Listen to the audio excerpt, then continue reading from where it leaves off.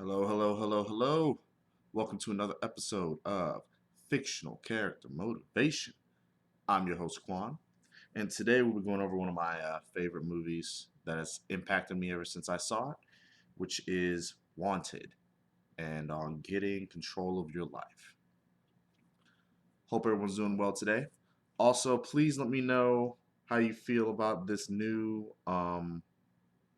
podcast slash video schedule. Do you like it better than the old one? The old one was Tuesday, Thursday, and Saturday. This one, even though I did an extra one on Monday, will be, yeah, the Monday, Tuesday, Wednesday, and then Friday. And I might try to do one tomorrow. But tell me which route schedule you like. If you do, please give me feedback. As usual, feedback helps me give you a better experience, gives you a better time. And with that being said, hope everyone's doing well, and we'll dive right into it. Wanted came out in 2008. Wesley Gibson is an office worker whose life is going nowhere. After his estranged father is murdered, he meets Fox, who recruits him into the fraternity, a secret society of assassins which takes its orders from fate itself. Fox and Sloan, the fraternity's leaders, teach Wesley to tap into his dormant powers. Though he enjoys his newfound abilities, he begins to suspect that there is more to the fraternity than meets the eye. In this movie, the main character has lost the adventure. He's lost the wonder of life. It has affected him how? Spoiler alert, I'll wait. Okay. One, he works at a job he not only doesn't like much, but gives him some panic attacks, some unnecessary stress. He's in a relationship where he's not only okay with the girlfriend, but his girlfriend cheats on him with his best friend at work, of course. And he barely makes any money to keep at his house. But most importantly, he's not taking control of his life. He was cruising by willingly to accept what he had is what his life is given him. He's cruising by willingly to take what life is giving him at this moment instead of seizing the moment until he met Fox. After that, things changed. And because of the confidence, the self control, and ass kicking that he saw Fox do, and the talk with Sloan that rubbed off on him and caused him to take a little bit of that control back. How? By first off, talking back to his hateful boss, by checking his best friend at the door of his job. It's a very awesome way to check your best friend, to let him know that he knows, to let him know that he's not a good friend. And by quitting his job and taking Sloan's offer to train him. The training started, and through every goal, every test, every failure, he got closer to being able to take control of his life. And then, pretty soon, his failures became successes. He saw answers to problems he didn't think on before and became a badass himself in the process. I think I've talked enough about how taking on something difficult and how taking on something difficult can make you and can help you be more of a badass. Doing the difficult thing, taking the challenge, making a new habit, learning a skill will not only prove you can do those things, but can boost you up and prepare you for more things to take on. So, as usual, I'd encourage you to go after the challenge, to try to do something difficult, even though you may need to restart again because you may not be used to it, you may feel it, you may fall off the wagon, or it may take a while to finish. Do it because it will make it better. It will make you better, and it will give you more control on your life. But now you're probably wondering, well, I don't know where to start. I don't know what to do, what to attack, what to pursue. And that's where I come in and have some ideas for you. One of the ideas is, how about attacking your weaknesses? We all have weaknesses, we all have areas to where we're not strong in. How about starting to attack those? Weaknesses can be the mixture of you watch too much TV, you're not moving enough, you're not active enough. Weaknesses can also be your addictions. What are you addicted to? What triggers you to go after said substance or said experience just because you need to feel something? Maybe you need to attack that. There's been multiple people that that have said that pretty much if you attack your weaknesses, if you attack what your addictions are, if you attack what makes you uncomfortable, or in some cases you attack what makes you comfortable. In some cases, being being surrounded by comfort is also a weakness because now you don't feel like you need to do much because you're in a comfortable spot. And as the saying goes, if you want to grow, it's not going to be in your comfort zone. It's going to be outside of it. And that goes with a lot of things, whether you want to improve in life, relationship, love, jobs, skill, business. You have to do something that's going to be a little bit uncomfortable in the beginning. It's usually uncomfortable in the beginning, but after a while, your body, your mind adapts and you become better for it. And guess what? Your new uncomfortable is now comfortable, which is a good sign because that means it shows how much you've overcame. But now you have to possibly go for something a little bit more uncomfortable to keep improving, more out of place.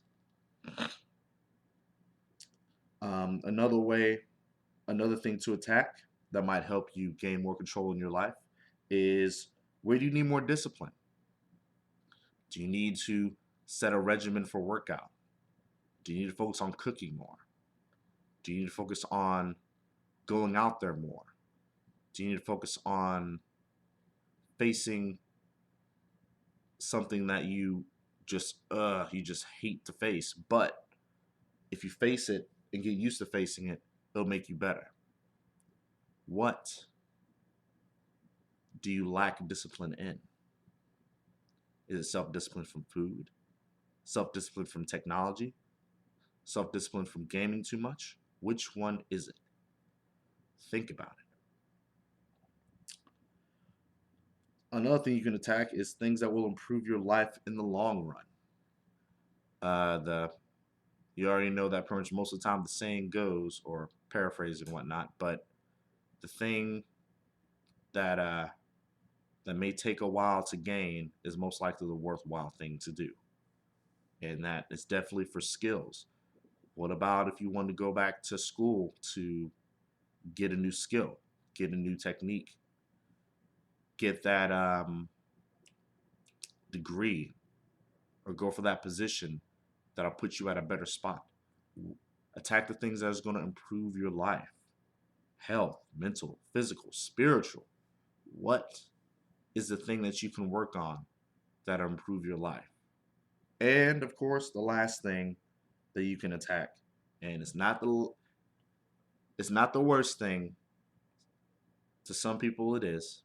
It's not the worst thing, but it is a thing that you can attack that can help improve your life, that can help give you more control of your life. And that is, what are your fears? whatever you're afraid of, most of the time is because it's something you either don't understand or something you may have not experienced enough to get over it. What is it you fear? Do you feel spiders? Do you fear snakes? I know those are two things that I kind of fear. I like to say that I have a respectful caution to them. And that's because pretty much of my younger days of watching Discovery Channel up till now.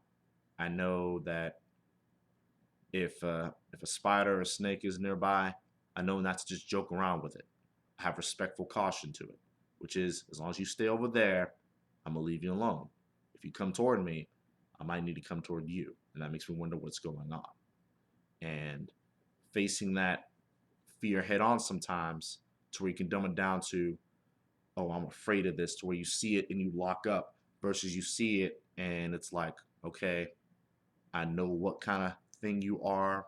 I know you're not poisonous. I know you're not aggressive. If I need to move you, I can stir you up to herd you in that direction. But all in all, I'm not afraid of you. I'm respectfully cautious of you. It is good to get to that level. It's good to experience that kind of level. Um, and like I said, fear doesn't have to really concern little critters like me. It could be other things. Are you afraid of rejection? If you're afraid of rejection, how are we going to solve it? Know that maybe rejection is a part of life. Know that rejection is not really a bad thing. It's actually a good thing. If this person says no, that means you're closer to the person that says yes. Same thing with not just a person, but maybe jobs, maybe careers, maybe auditions, maybe all those things. You know, are you afraid of going broke? Why are you afraid of going broke? Is it because you can't do anything? You can do a lot more than you think. Being broke, being at the bottom is not really a bad thing. It's not a place to stay, though. It's not a place to rest. A friend of mine once said that in certain phases of life, some people he sees it as pretty much a journey on the highway, and some people choose that pretty much when they're going from destination A to B to C, that he views it as traveling on the highway. And some people need to stop at a gas station to refuel, to gather resources. But some people forget and they treat that gas station as a home, knowing full well you're not supposed to be living in a convenience store, or worse, a bathroom. You're meant to be moving on. You're meant to be going to a different spot, to a better place. And in life, when you don't have a bunch of self-control, when you don't have control of yourself, control of your life, sometimes you could be seeing that you are living in a bathroom, or you don't know that you're living into a bathroom, or you don't know that you're living in a gas station until you see more opportunities, until you face those challenges, until you face those problems, until you realize like, oh wait, I'm not supposed to be here. This is not my spot. I need to go to a better spot. And you get into your car that you originally had, and you drive on down to the way of life till you go to a better spot, to the beach, to the mountains, to a condo, to anywhere. And that analogy can be used. I offer it to you that life is pretty much a highway, and sometimes some people stop at a gas station to refuel, and sometimes people stop at a gas station and forget it's a gas station, and they treat it as a living place. You need to not stay there. It's used.